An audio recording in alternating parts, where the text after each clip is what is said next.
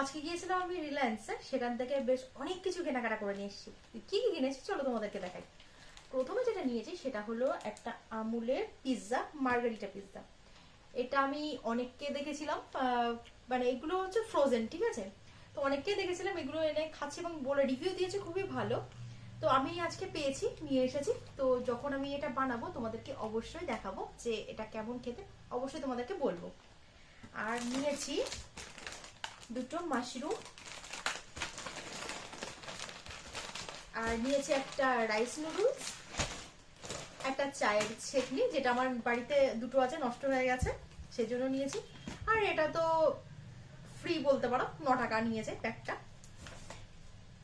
নিয়েছি একটা ছুরি, আমাদের বাড়িতে প্রচুর পরিমাণে ছুরি আছে, দামি দামি ছুরি, কিন্তু আমার এই 29 টাকার ছুরিটা বেশি ভালো লাগে। আর নিয়েছি, এখানে আছে ওয়াও মোমো। তো এটা যখন আমি বানাবো তখন তোমাদের সঙ্গে এর রিভিউটা অবশ্যই শেয়ার করবো যে কেমন খেতে। এর ফ্লেভারটা হচ্ছে পেরি পেরি। তো এটা একটা নিয়েছি। আর আছে এখানে আমুলের একটা চিজ, যেটা হলো এটাকে কি বলে, মজারেলা চিজ, নাম ভুলে যাই আমি। এখানে আছে একটা পেপার বোটের লিচি ড্রিঙ্ক।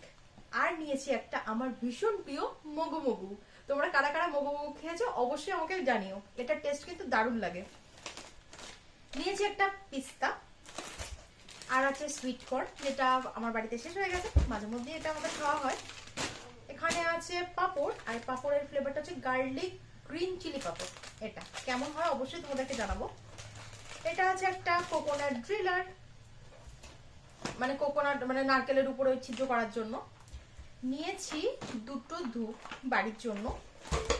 আর আছে আবার একটা আবার একটা পাপড় আছে, নাম হচ্ছে পাঞ্জাবি মশালা পাপড়।